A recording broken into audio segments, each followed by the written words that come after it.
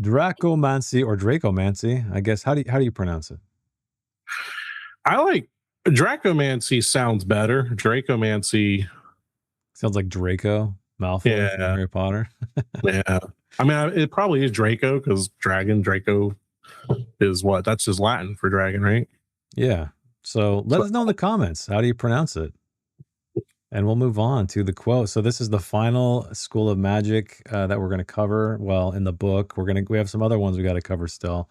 Yeah. But this is the last entry in the book voted on by you guys. So don't forget, down in the comments below, let us know which School of Magic you'd like us to cover next. We just count the upvotes and however many requests there are. And that's what we do. I do know that people thought this would be a good final School of Magic to do. Yeah. It would have been. It would have been. But you guys want us to do it. So we'll start with a quote from Mr. Diderik Orn first. Ordinary mortals cannot perform the wonders that legends call Dracomancy. Everything I have seen and read, everything I've been told by clerics and heretics alike points to a single truth. Dragons do not practice magic. It's quite simple, really. As every member of my order knows, dragons are the diametrical I had a brain fart spell. I had a magical mishap in my brain. Opposite of demons, they don't have a single trait in common. And since I have already proven beyond doubt that all magic stems from demons, there is only one conclusion to be drawn. So if you ever encounter a self-proclaimed Dracomancer, you can be sure that the individual in question is actually a demon-tainted illusionist. Of course. Of course. I like his philosophy. But moving into this final School of Magic, do you want us to give us the lowdown of what this thing's about? How it's so different than all the other schools? Yeah. So it says here that countless legends speak of magical powers dragons have displayed over the millennia, and there are just as many theories regarding their origin. The only point on which nearly everyone agrees, save for a vocal and much maligned few, is that dragons do not acquire their abilities through study. So they're just innately magical creatures, which would make sense. Yeah. We get a cool named person here. Or no, wait, my brain skipped ahead. Rather than emerging from a mastery of particular school of magic, a dragon's power seems to be an expression of its environment, personal history, or diet. So just a little bit on that. I wonder how the diet would alter your magical capabilities. Maybe I don't know, because diet can drastically adjust your physiology, as we know, right? Hell yeah. Well, more than just weight gain, but I mean, I don't want to get in too far into it, but if you feed your body incorrectly, your hormones can get all out of whack, which changes your mind. So it's literally not just physical, the way you look or feel. It could be your mind itself is changed by food. There's a really good book called Brain Energy. Highly recommend it. Okay, end of tangent. No, it's a good tangent. I feel like I'm probably as carefree as I am because of the Taco Bell that I eat. There you go. Live my, every day. Taco Bell ad. You should endorse Taco Bell. You could be their spokesman and dude, I'm so happy all the time and carefree because of you guys. Drink Baja Blast like it could be your Baja Last, they say. But some scholars argue that it is simply innate and develops with age. They bicker endlessly over whether dragons are born with magical hearts, miraculous brains, or spines infused with stardust. So that's kind of neat. I like that. I've always been a subscriber to dragons develop their magical capabilities over time through their aging. To me, they're kind of if I think about it in D&D terms, they're like sorcerers, where they're innately, it's in their blood that they're magical, and the older they get, the stronger it tends to get. If you take that philosophy, I mean, it's almost like it's a developmental stage, right? Yeah. At that point, which is kind of cool. So it's almost tied to biology as well. Yeah. And dragon magic is being stated here that it's basically the most powerful magic that you could possibly acquire, and that mere mortals, can obtain that power. And we have this is the name that I was thinking of. According to Archmage Grimdir of Sinan, such mastery requires a most profound understanding of the essence of magic and a body infused with magic over the course of an inhumanly long life. So yeah, you've got to, we'll get into it later, but you have to be very good at magic before you can touch the school of magic. And then we have here a quick word of caution, which I like. Dracomancy is so powerful that some of its spells might significantly alter the challenges faced by the player characters. This is by design, catering to groups who prefer a more heroic playstyle or enjoy dramatic shifts in the narrative. It is therefore recommended that gaming groups discuss beforehand, before you had it right, whether Dracomancy should be permitted at their table. So yeah, apparently, like, we usually don't read the spell. If you're new here, we read a little bit of this stuff ahead, just to get the feel of what we're about to talk about, but we don't read the spells. So I can't wait to get to those because they must be bonkers. I know. So to me, this box, it kind of answers the question that we've had often with a lot of these schools of magic. Granted, I think in the conversations with you guys in the comments and between ourselves and just, thinking about it more, we realize that Dragonbane is not trying to be an epic, heroic, epic, superhero-esque RPG, right? And so I know, unfairly, so maybe, perhaps, I don't know, we criticize some schools of magic and some spells as kind of being like, man, particularly against monsters and stuff, because we know we often encounter monsters in Dragonbane.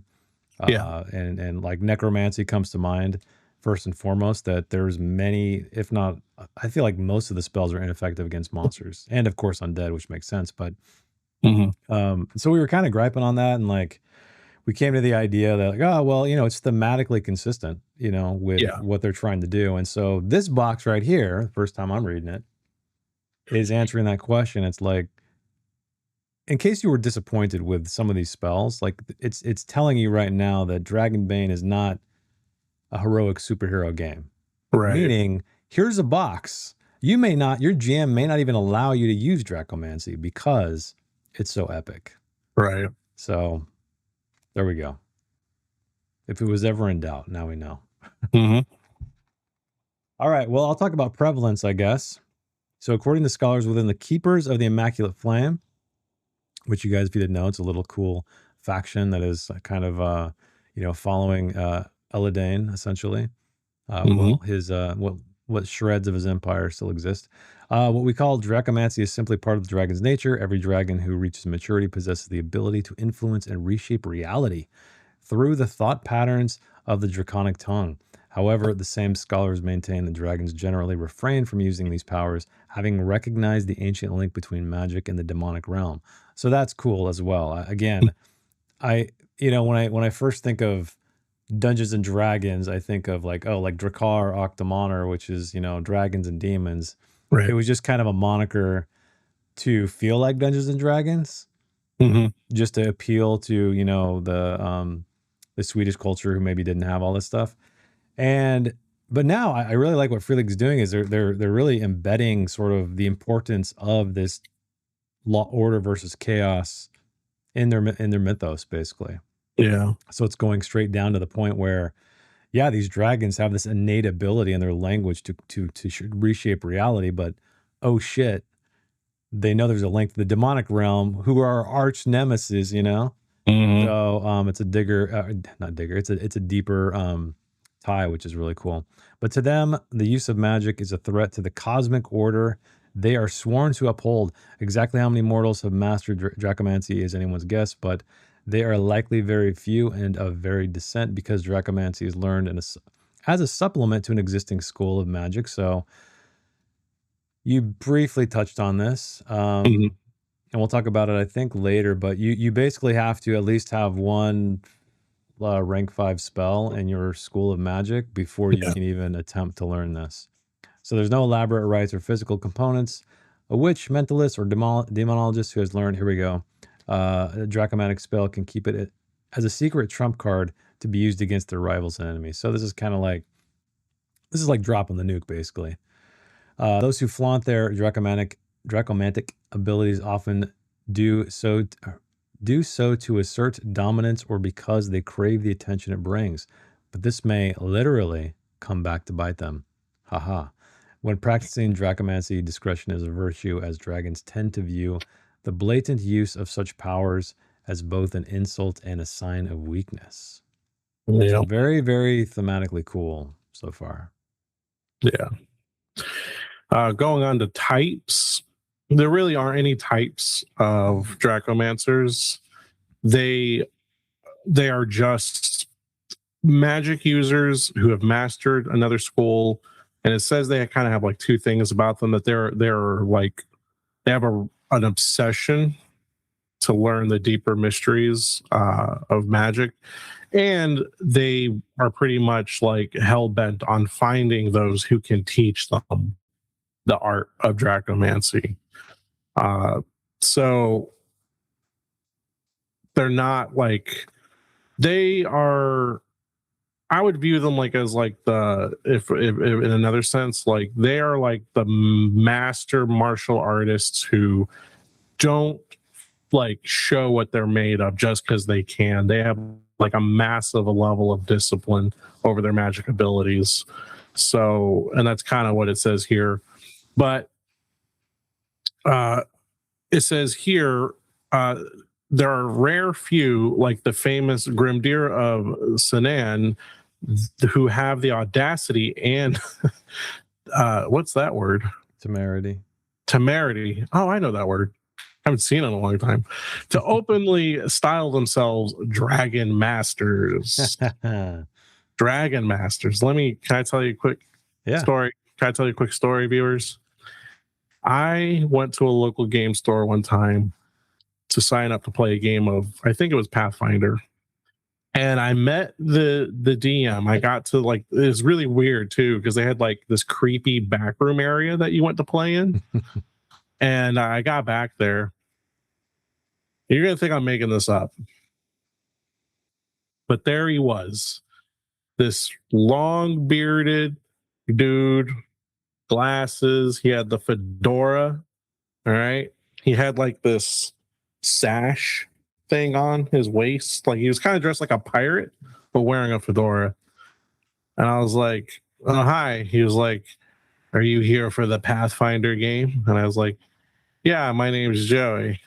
And he was like, he extended out his hand and he's like, I am Dragon Master. And I'm like, okay. I gotta get the fuck out of here. I didn't think you existed in real life.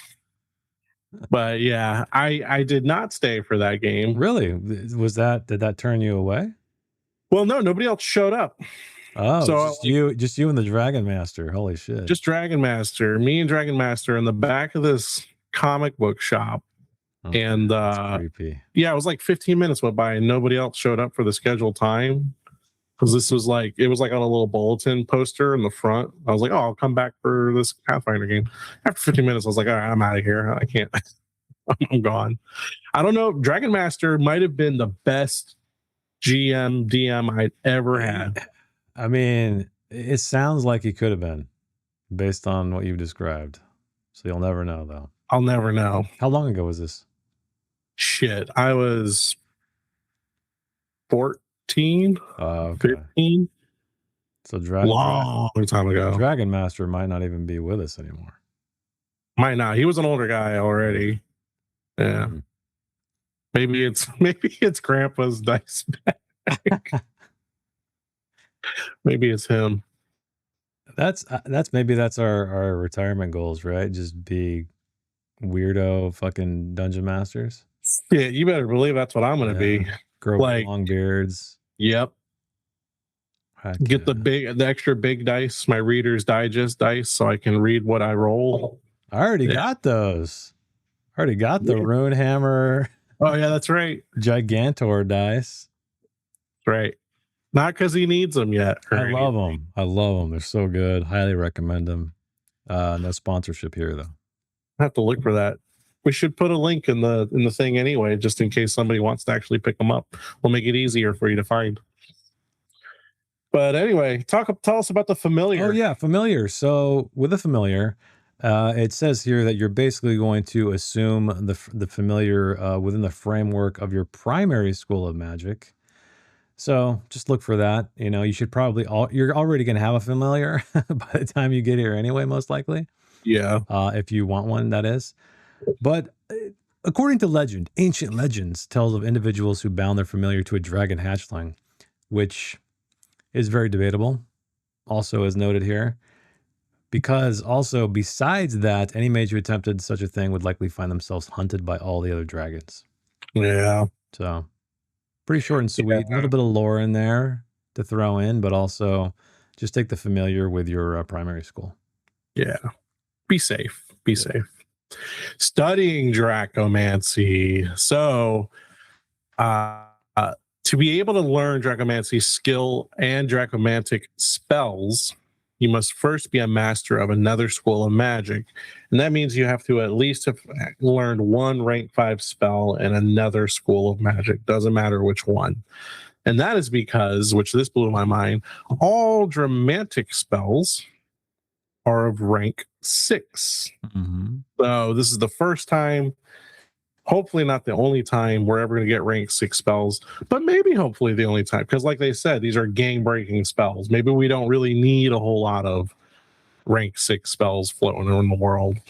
But what matters is that you have a deep understanding of the nature of magic and that your body is conditioned to channel powerful magical forces. One of these prerequisites are met, the real challenge begins. So let's talk about finding somebody to teach you Dracomancy.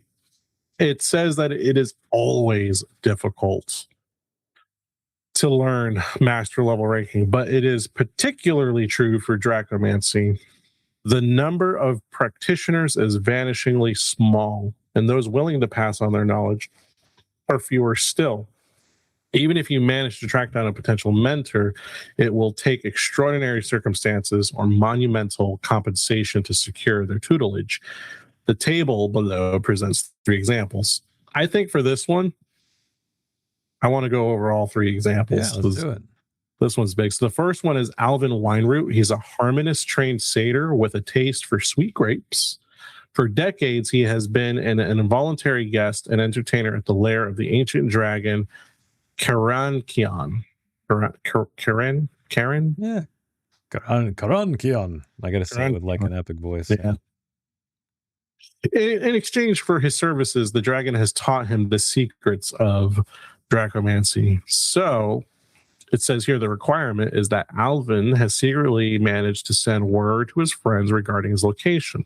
Unable to intervene themselves, they are looking to hire capable individuals to stage a rescue. Anyone who frees the satyr through stealthy maneuvers or more violent methods will be offered instruction in Dracomancy as a reward. And killing a dragon in this game is no easy feat whatsoever. No. So it's a worthwhile reward, I think. Mm-hmm. Then we have the legend Grimdira of Sinan as a self-proclaimed and widely renowned dragon master. Tips Fedora.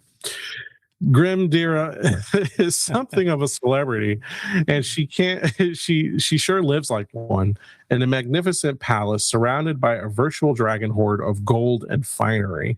So I see why she models herself as a dragon master. She lives like one. That's kind of cool. Mm-hmm. Grimdira is happy to teach her draconic knowledge, claiming a desire to share the dragon's essence with the world. But according to her detractors, her many years spent among the dragons have left her with a dragon's greed. Anyone wishing to be taught a dramatic spell must compensate her with outrageous quantities of gold and jewels. How much would be outrageous to you? Oh, man. I don't know. In Dragonbane terms, probably like I don't know, a few thousand gold. I'd probably go like with 20,000. 20,000? Yeah, that's pretty Yeah, that's crazy. I mean, outrageous. it's outrageous, but I'm just thinking like relatively to the kind of gold you guys have found while we campaign. Like Yeah, I think maybe you have what, like 100 gold between all of you at most or something like that.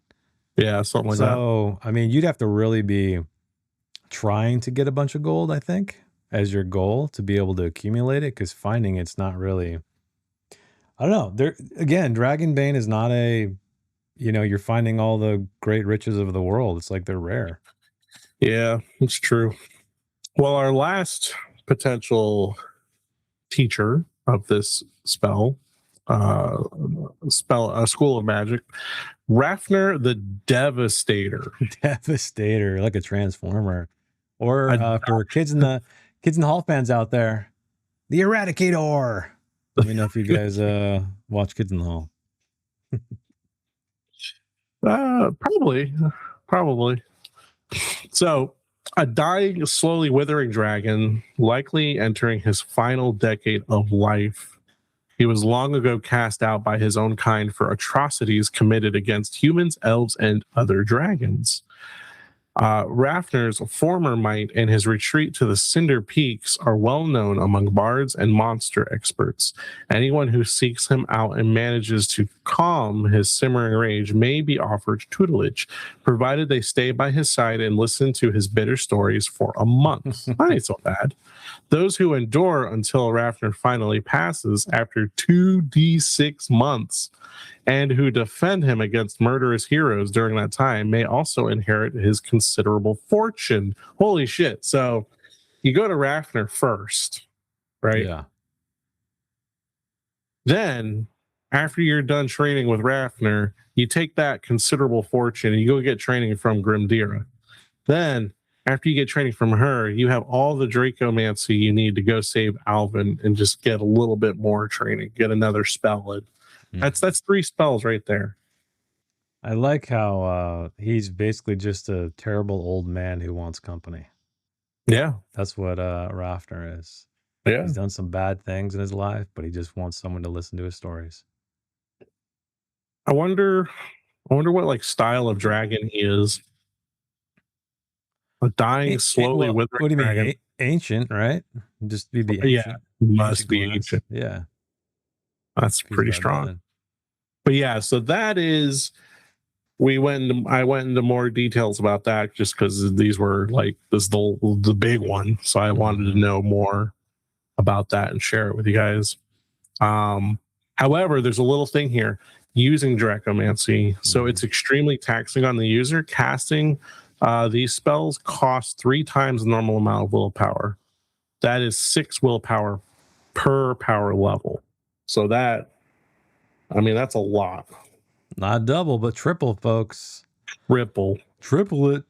So if Dracomancy wasn't already difficult enough, yeah, using it is difficult. Donovan could cast it pretty well. How much willpower did he have? A lot. Like, really? Yeah, he had a lot.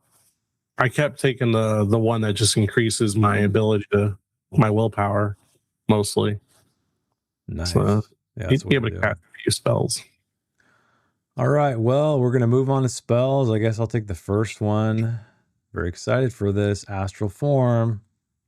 So you noticed here the prerequisite, any rank 5 spell, as we already discussed. I think that's the prerequisite for any of these. It's an action, personal. Takes a shift though. You project your mind out of your physical body. In astral form, you can move freely through the air and solid matter with a movement rate of 20 meters per round, doubled if dashing. Each power level beyond the first doubles your speed. Your astral self can see, hear, and pass through all materials except metal, but cannot interact or communicate. Your physical body remains unconscious for the duration, though you are vaguely aware of what happens to it and can return to it as an action. If your physical body is killed while you are in astral form, you become a ghost. And they even send you to page 87 of the rule book where the ghost entry is. I feel like this is kind of a D&D spell, but not like a maxed out level D&D spell. Right. Yeah, it's good for scoping things out. Yeah, no, I think it's useful. And again, if this is the high bar, guys, this demonstrates this further. However, you've been playing Dragonbane, like I feel like looking at the School of Magic and looking at this, it's showing you again, it's reinforcing the idea. This is not D&D 5e. This is not Pathfinder. Right. This is its own thing that's more tied to, I guess, the OSR than modern 5e kind of stuff. Mm-hmm. Next spell is Command Dragon. So it takes a word, a gesture, an action, 20-meter range, and it's instantly done. You seize temporary control over a dragon. The power level determines the age of the dragon you can command. You can control a hatchling dragon or a young dragon, power level 1, an adult dragon at power level 2, and an ancient dragon at power level 3. If the spell succeeds, the dragon must immediately perform one movement and one monster attack of your choice. The dragon also loses its next turn. How do you Controlling a dragon? Controlling a dragon. I mean, that's pretty epic. Yeah. It's I mean, that's powerful. Yeah. It's going to cost a whole lot of willpower to get that ancient dragon, though. It would. Yeah. It's a good one. Now I want to, it makes me just think of that D&D movie that came out with Jeremy Irons, and he had the little scepter to control dragons. What a terrible movie. Yeah. If we move down, though, we have a quote from Grimdira herself. It is, "Those whelps of the immaculate flame have the whole thing wrongwards," or however the saying goes. Dragons are not gods to be revered and worshipped, and they certainly aren't pure. It's kind of how I feel about them. Well, except in the sense of being pure marvels of physical and mental supremacy. They are highly intelligent beasts, perfect killing machines, and perhaps the noblest form of flesh and blood in our world, but flesh and blood nonetheless. It is by approaching them as such that I have won their respect. Why, I can't even count the unfairly maligned Goro-Kleb, the Dread, and wait, what? Goro-Kleb, the Dread, and Samorag of Frostfell among my friends. Something that would never have happened had I knelt, bowed, and fawned like the Dragon Knights do. That kind of spinelessness only causes a dragon to see you as their servant or a snack. So she's hardcore. Mm-hmm. She don't mess around. Does not. Doing a little bit. All right. Well, moving down to create. Get the page right. Here we go. So this one is a word and a gesture. Action. Casting time. 4 meters. It's permanent, though. You permanently conjure an inanimate object of your choice out of thin air. You can create weapons and tools, but only general items. For instance, you cannot create a key for a specific lock. You also cannot create gems, precious metals such as copper, silver, or gold, or other items of purely monetary value. The power level demonstrates the maximum size of the object. So normal object at power level 1, large at 2, and at 3, huge. So this one, I think, while it doesn't sound powerful, like creating any object outside of, within the constraints of what they listed could be incredibly powerful depending on the circumstance. I need a batting, or you could just, at power level 3, you could just create castles and then sell them. You could be a real estate agent and make the properties you want to sell. And if you're an illusionist, I didn't see, I'll have to look up the size of objects because I always think of the size of creatures, but I don't think I've ever referenced. So a huge would be a castle? There may be a small one. Yeah. I'll have to look it up. I would think of like a big castle, like a fantasy castle would probably be like a gargantuan size or something. Yeah. I don't know. You can make a little tower. I like a mage who studied long and hard and just to learn the create spell so it can be a real estate agent. Yeah. Yeah. Next, we have Draconic Push. Word gesture, action 10 meters instant. You release a wave of energy that hurls all creatures, including monsters, within range 2d meters away, regardless of size. All targets land prone. Note that this affects everyone within range, friend or foe. Roll separately for each target. Each victim takes bludgeoning damage equal to the number of meters they are hurled. The attack cannot be dodged. The distance/damage increases to 3d8 at power level 2 and 4d8 at power level 3. That's a devastating. Yeah, how do you feel about that one? That's cool. Yeah, that's great. I mean, the damage isn't that high, I guess.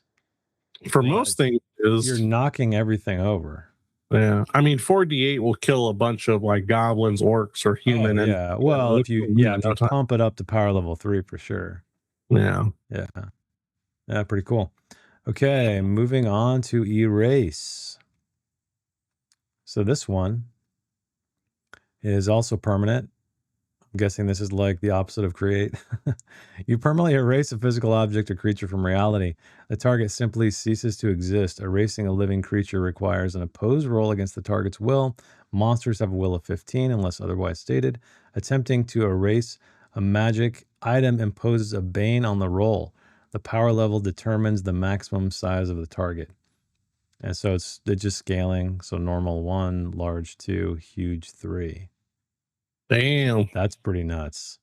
That's brutal. You could just erase somebody from reality. It's pretty cool. Yep.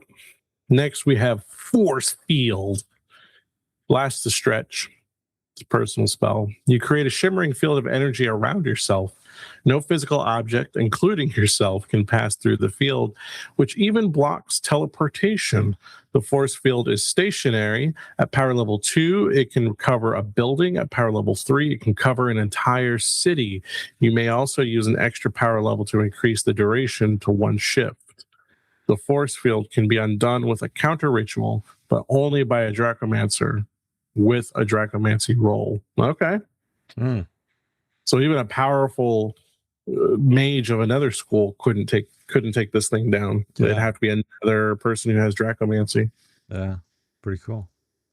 The next one is freeze time. So this only lasts for 2 rounds. You create a time bubble around yourself where time moves at a mere fraction of its normal speed.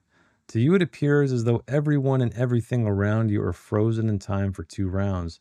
This means no one but you may perform any actions during the next 2 rounds, not even reactions. Ooh, that's a good thing right there. Mm-hmm. With an additional power level, you can either bring another person within 10 meters with you into the time bubble or increase the duration to a stretch. With 1 additional power level or a shift with 2 additional power levels.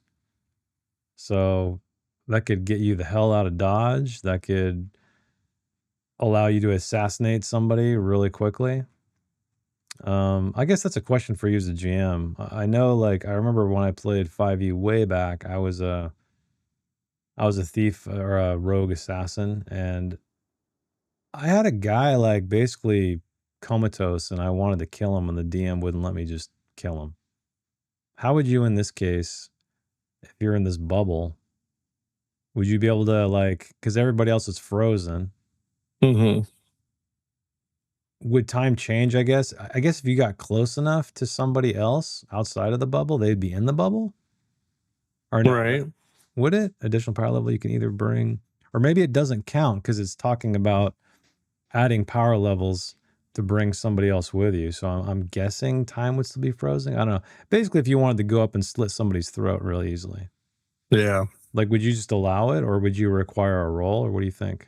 Because they're they're frozen. It. Yeah. They're vulnerable. They can't do anything about it. I'm the same. I'm the same. Yeah, I have no qualms about that at all. Because usually when that happens, there's a circumstance, or you're a creative player, you know, and that should be rewarded no matter who the big bad is. Right. I've had in the past players figure out very clever ways to pretty much deal with who the boss of the short campaign was, and be like, okay, you know. Mhm. But that, you know, if you wanna if you wanna end it like this right here and now, and that satisfies you, by all means, I'm here running this game for you. It's no skin off my knee. So, and then I've had players who have done that and been like, I kind of wish we'd fought them. I'm like, well, you didn't. you did the easy way out. I just real quick, I remember I was playing the video game Fable 2 when it came out. I was like, oh, I love Fable. I'm gonna love Fable 2. And I got to spoiler warnings. The game's been out forever, but just in case, if you don't want to know about the ending of Fable 2, go away.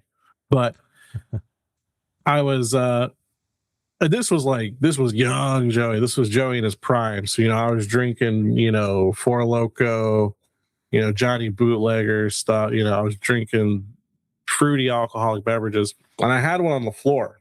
Well, this was back in the days of sitting in like a really uncomfortable metal folding chair, and I had my beer or whatever on the floor because I didn't have a table. I just had my TV, the Xbox, and playing Fable.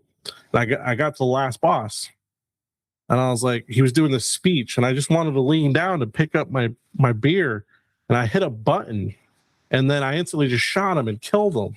And I was like, the fuck was that? I didn't even get to finish hearing what he said. And I didn't have a PC and internet. I couldn't go on YouTube and like rewatch. I was like, oh, I have to restart the game and go back to my previous save file. And I was like, no, it's ruined. I was so bothered that all I did was press a button and it automatically, like, you shoot him and kill him. That's weird. Like, were you like in a cutscene or no? Yeah, it felt like a cutscene. Yeah, that's weird how like it just immediately, because I feel like pressing a button typically will end the cutscene, but not really like you shoot a guy. Alter the outcome, yeah. And to this day, if you've played Fable 2, you let me know. I don't know if you can fight him or if that's how it's meant to go. I don't know if you fight him. Wow, I was never decided to solve the mystery. I was stubborn as fuck about it that day. And then, you know, rent was due. I didn't have it in I sold the Xbox. Oh shit. I just never went back to it. Damn. Yeah. Wow. That's a good story. Maybe it's better in like unknown. I kind of always appreciated it that way. Yeah. But next we have Reshape. I wish I was doing reverse time because maybe I would use that spell to go back and play with my Xbox 360. But with Reshape, you permanently and fundamentally alter the nature of an object or creature. For example, you can change a person's appearance or kin, including their innate ability, or turn a sword into a shovel. Transforming an unwilling creature requires an opposed roll against the target's will. Monsters have will 15. The power level determines the maximum size of the object affected. You could transfer small at 1, normal at 2, and large at 3. The new object must consist of the same material and be of roughly the same size. In case of uncertainty, the GM decides what is reasonable. This is a cool spell. I could totally see this being used in all kinds of ways to do interesting things. Like maybe, I don't know, you are trying to help somebody who's like a fugitive, like a big time fugitive. I'm like, well, I can make you a mallard, and nobody will find you then because you'll be a mallard. You know, something cool like that. Yeah. It's permanent though, guys. So don't forget. It is permanent. It'll be a mallard. I mean, I guess you cast it again. Yeah. That's true. Does it say you can undo it? Oh yeah, I guess you would just reshape them back. Yeah. Yeah, you could just reshape them back. Would they be the same person, or would they just be like, if it's a human to a mallard and you go to the mallard, would it just be back to you'd be another human? You might not be the same one. I don't know. That's true. Might be. I guess the GM decides what's reasonable. We'll go with that last sentence. All right. Next up, we got reverse time. It's an action, instant. Your magic, and it's also personal, by the way. So your magic reverses the flow of time. Everything that occurred during the last round is undone. Oh, damn. Slain individuals are restored to life. Lost HP and willpower are recovered. Everyone returns to their previous positions, and the world reverts to its exact prior state. Play then continues from that point. The spell rewinds time by 1 stretch at power level 2. And anyway, it scales up to a shift at 3. Wow. If the group struggles to recall the exact previous state, the GM must make final call. So this is the spell that like Breaks would be games. a fucking nightmare on Foundry. Like, oh, we gotta go back. Unless Foundry has like a undo button, that'd be cool. No. Um, Yeah, you have to take everybody back to their old state. that's a nightmare. That I like that spell, but I would not like it at the same time. Like that's a cool spell, but holy shit, that'd be. It's like You just have reloading your save and trying again. You know what I mean? Yeah. It's basically like you have the power to kind of go back. And Yep. you know, if something terrible happened or something great happened, then you want it to be terrible. Yeah, Right. lots of cool uses for that one. All right, here is our final Dracomancy spell. I'll say it for those who prefer Dracomancy. I'll say it one time for you guys. So this is our last Dracomancy spell. Translocate. It's an action, word, and a gesture, 10 meters, and it's instant. You teleport another creature or object up to normal size within range to any point up to 1 kilometer away. You must either see the destination or have visited it before. In order to teleport an unwilling creature, you got to make that will. Monsters have a will of 15, saving throw. For each additional power level, you may either increase the size of the object affected by 1 category, large to huge, or multiply the range by 10. Dang, you could just cast somebody straight up, teleport somebody straight up into the sky and get splat. Just dead as fuck. Pretty cool. This is very similar to, I can't remember the spell name, but where you can, I guess, deliver a message, you know? Yeah. To somebody, talk to somebody. Yep. Well, shit, that's Dracomancy, however you want to spell it. How do you feel about it? Well, they're both spelled the same way. I think you meant to say pronounce it. Oh, sorry. Yeah, pronounce. We're tired. We're sleepy. Yeah. I know I am. It's been a long day. I love this. Here's the thing. I like it a lot. Mm-hmm.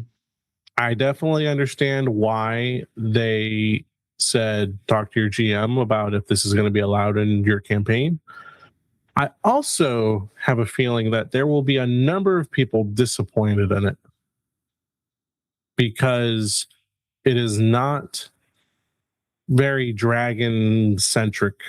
You know, it doesn't feel like this just feels like powerful magic, and most of it feels like mentalism and probably illusionism. So you wanted like become dragon or breathe fire or something like that?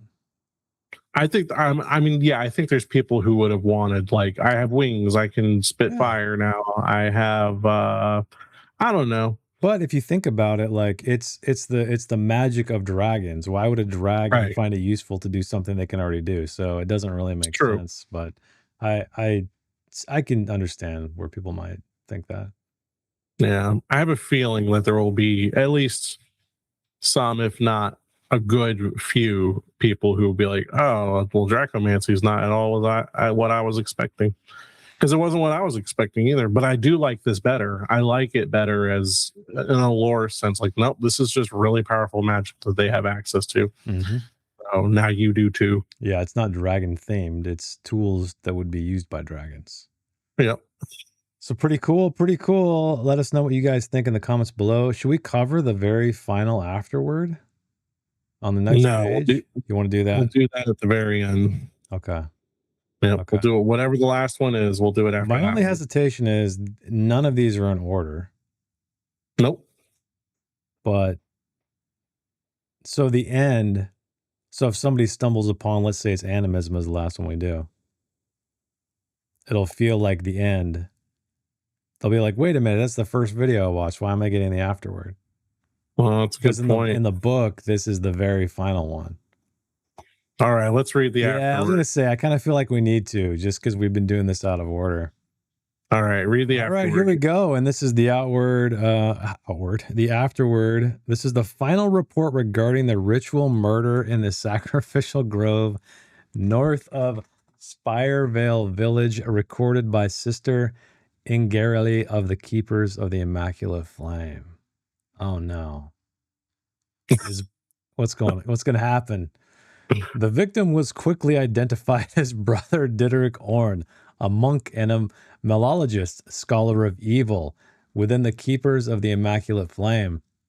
The deceased was found utterly brutalized, tied to the standing stone at the center of the grove, drained of blood and any semblance of dignity. Given the victim's field of expertise, it was initially assumed that the murder was an act of vengeance carried out by some exposed cultist or aggrieved necromancer. However, the story behind the slaughter proved far more complex. As a secondary line of inquiry, we investigated the patron financing the melologist's final work, a monograph titled The True Nature of Evil. Suspicion soon fell upon one Sahamel Lightbearer. Following a thorough search of Lightbearer's estate and probing interrogations conducted by Knight Menegel Nightedge, the subject's cultic ties became unmistakably clear. Prompting further questioning.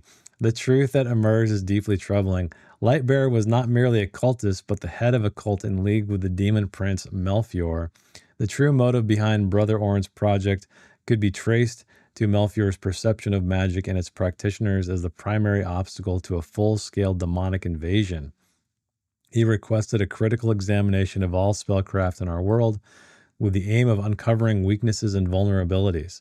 Whether the demon prince is satisfied with the result is impossible to know. We can only pray that he is not.